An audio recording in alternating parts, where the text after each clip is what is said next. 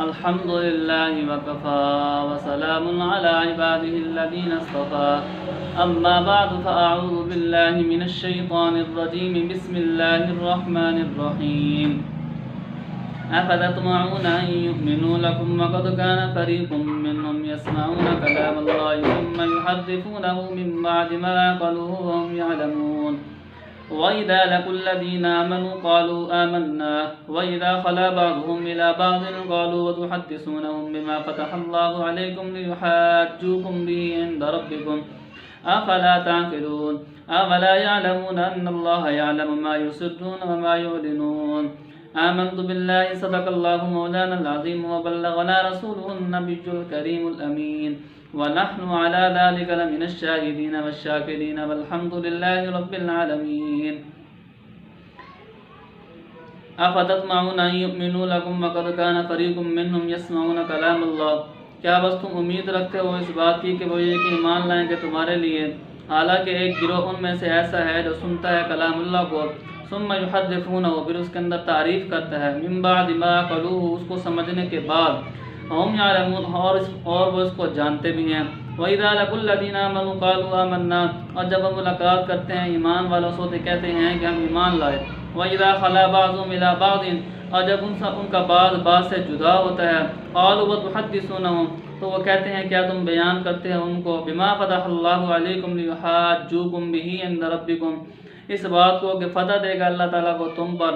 ان لوگوں کو تاکہ وہ غالب آ جائیں تم پر اپنے رب کے پاس، کیا بس تم عقل نہیں رکھتے اولا یعلمون ان اللہ یعلم ما یسرون وما یعلنون کیا وہ نہیں جانتے کہ بے شک اللہ تعالیٰ جانتے ہیں ہر اس چیز کو جو وہ چھپاتے ہیں اور ہر اس چیز کو جو وہ ظاہر کرتے ہیں۔ ان آیات کے اندر مسلمانوں کو خطاب کر کے صحابہ کرام کو خطاب کر کے فرمایا گیا کہ اے مسلمانوں، اے میرے صحابہ، کیا تم اب بھی تم یہود سے اس بات کی توقع رکھتے ہو کہ وہ ایمان لائیں گے؟ یعنی اتنے واقعات اور حادثات ہونے کے بعد اور حالات دیکھنے کے بعد جو ہے تم یہود سے اس بات کی توقع رکھتے ہو کہ وہ ایمان لائیں گے، کیونکہ ان کے دل جو ہے مردہ ہو چکے ہیں اور وہ خود جو ہے وہ نفسانی اغراض کے قید ہو چکے ہیں۔ جو لوگ جو ہے نفسانی اغراض کے قید ہوں ان سے ایمان کی توقع رکھنا ہی بیکار ہے۔ آگے یہاں پر جو ہے یہود کے 5 قسم کے گروہ بیان کیے گئے ہیں، یعنی یہود جو خباثتیں کرتے تھے ان کے 5 گروہ تھے۔ پہلا فرمایا وَقَدْ كَانَ فَرِيقٌ مِّنْهُمْ يَسْمَعُونَ كَلَامَ اللَّهِ ثُمَّ يُحَرِّفُونَهُ مِن بَعْدِ مَا عَقَلُوهُ وَهُمْ يَعْلَمُونَ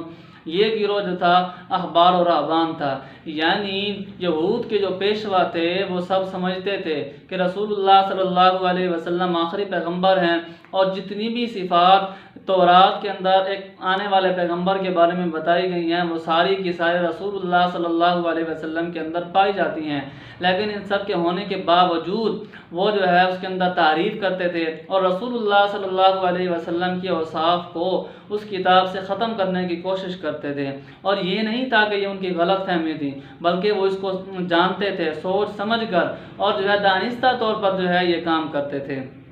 دوسرا گروہ تھا وَإِذَا لَقُوا الَّذِينَ آمَنُوا قَالُوا آمَنَّا وَإِذَا خَلَا بَعْضُهُمْ إِلَىٰ بَعْضٍ یعنی اس آیت کے اندر منافقین کے ایک گروہ کے بارے میں بتایا گیا کہ یہود کے ایک گروہ منافق تھا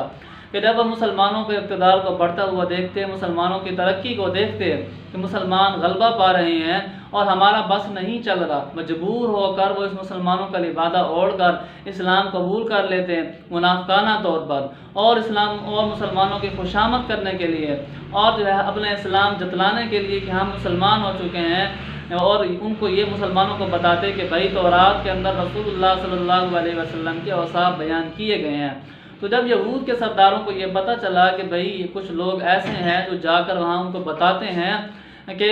تورات کے اندر جو ہے اور رسول اللہ صلی اللہ علیہ وسلم کے اوصاف بیان کیے گئے ہیں، تو وہ ان کا منع کرتے، کہتے کہ تم لوگ جو ہے رسول اللہ صلی اللہ علیہ وسلم کے اوصاف ان کو بتاتے ہو اور یہ بات بھی ان کو بتاتے ہو کہ بھئی تورات کے اندر رسول اللہ صلی اللہ علیہ وسلم کے اوصاف بیان کیے گئے ہیں، اس تو اسلام کی اور رسول اللہ صلی اللہ علیہ وسلم کی حقانیت ثابت ہو جائے گی اور وہ ہم پر غلبہ پا لیں گے۔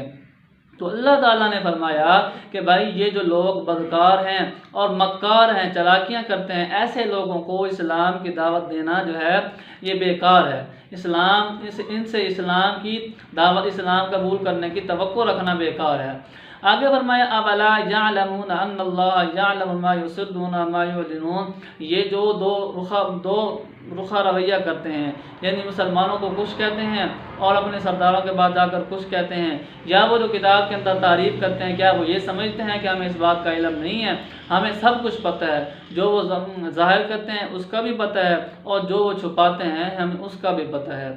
تو اس آیات کے اندر جو ہے منافقین کے، یہود کے جو ہے دو گروہوں کا تذکرہ کیا گیا۔ تو دعا فرمائیں کہ اللہ رب العزت ہمیں قرآن کریم کو صحیح معنوں میں پڑھنے، سمجھنے اور اس پر عمل کرنے کی توفیق عطا فرمائے۔ وآخر دعوانا ان الحمد للہ رب العالمین۔